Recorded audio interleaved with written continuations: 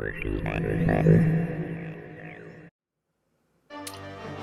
Wonderland Murders, also known as the Laurel Canyon Murders, occurred in Los Angeles, California on July 1st, 1981. It is assumed that 5 people were targeted to be killed in the known drug house of the Wonderland gang, 3 of whom, Ron Lanius, William Billy Deverell, and Joy Miller, were present.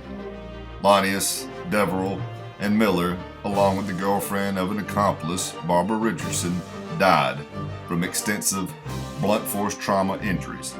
Only Lanius, wife of Susan, survived the attack, allegedly masterminded by organized crime figure and nightclub owner Eddie Nash. Nash, his henchman Gregory Diles, and porn star John Holmes were at various times arrested, tried, and acquitted for their involvement in the murders.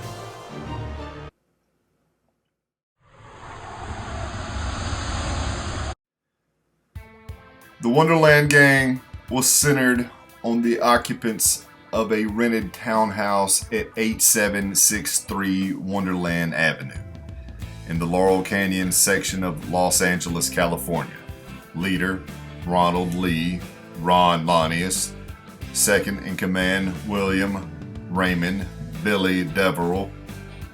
Deverell's girlfriend, Joy Audrey Gold Miller, who was also the leaseholder for the townhouse. Tracy Raymond McCourt, and David Clay Lynn. All 5 were involved in drug use and drug dealing.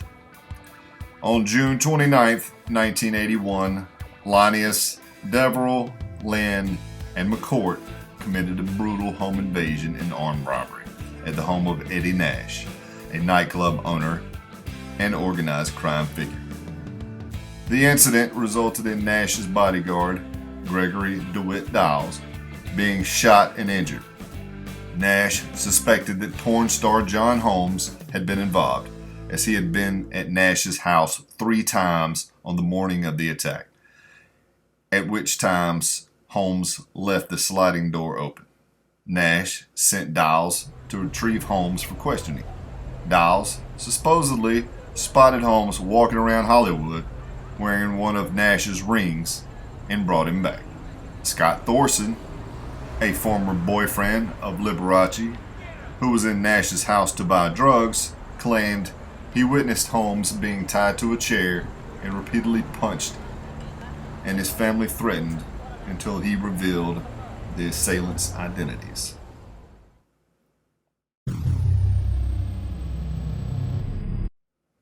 Around 4:30 a.m. on July 1st, 1981, 2 days after the robbery, an unknown number of unidentified men entered the Wonderland Avenue townhouse and bludgeoned Lanius, Deverell, Miller, and Barbara Richardson, Lynn's girlfriend, who had been visiting, to death. The weapons used by the killers were believed to be a combination of hammers and metal pipes. Richardson's bloodied body was found on the living room floor, beside the couch where she had been sleeping that night. Miller was found on her bed with Deverell at the foot of the bed in an upright position leaning against the TV stand. A hammer was found on the bed. Lanius was found beaten to death on his bed with his gravely injured wife, Susan, beside him on the floor. Both bedrooms had been thoroughly searched and ransacked. Despite suffering severe brain damage in the attack, Susan ultimately survived and recovered, although she was left with permanent amnesia regarding the night of her attack, had to have part of her skull surgically removed, and lost part of one finger. Neither Lynn nor McCourt were present during the attack. Lynn was consuming drugs with a prostitute in a motel, and McCourt was at his home. Lynn died of a heroin overdose in '95, and McCourt died in 2006. Although neighbors would later report having heard loud screams around 3 a.m., no phone calls were placed to the police until 4 p.m. on July 1st, over 12 hours later, when furniture movers working at the house next door to the crime scene heard Susan moaning and went to investigate. The house was notorious for round-the-clock mayhem and debauchery, and when questioned, neighbors said the Wonderland gang's drug-fueled parties often included loud, violent screaming and disruptive noise. So when they heard the murders occurring, they simply believed another party was taking place.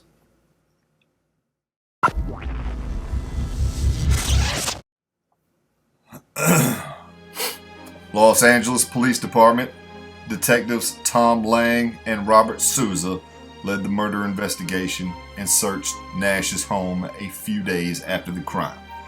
There they found more than $1 million worth of cocaine, as well as some items stolen from the Wonderland Avenue townhouse. An initial theory of the murder centered it on Holmes. After his left palm print was found at the crime scene on the Linnaeus headboard, he was arrested and charged with 4 counts of murder in March 1982. The prosecutor, Los Angeles Deputy District Attorney Ron Cohen, attempted to prove Holmes was a willing participant who betrayed the gang after not getting a full share of the loot from the Nash robbery. However, Holmes' court-appointed defense lawyers Earl Hansen and Mitchell Eagers successfully presented Holmes as one of the victims who had been forced by the real killers to give them entry to the house before the murders took place. After a publicized 3-week trial, Holmes was acquitted of all criminal charges on June 26, 1982. For refusing to testify or cooperate with authorities, he spent 110 days in jail for contempt of court. Shortly after the murders, in her first newspaper interview in July 1981, Holmes' first wife, Sharon Giovanni Holmes, stated he had told her he had known the people in the Wonderland Avenue townhouse and had been there shortly before the murders occurred. She did not divulge any additional information to police. In April 1988, 1 month after Holmes' death, Giovanni stated in an interview with the Los Angeles Times that on the morning of the murders, Holmes had arrived at her house with blood splattered on his clothes and recounted how he led 3 thugs to the tightly secured drug house on Wonderland Avenue, escorted them in, and stood by as they bludgeoned the 5 people inside. She said Holmes never told her the names of the 3 other assailants. Holmes died on March 13, 1988, as a result of AIDS complications. Oh, yeah, he kind of turned gay there toward the end of his career and did some, weird porn stuff. Anyway, just a side note.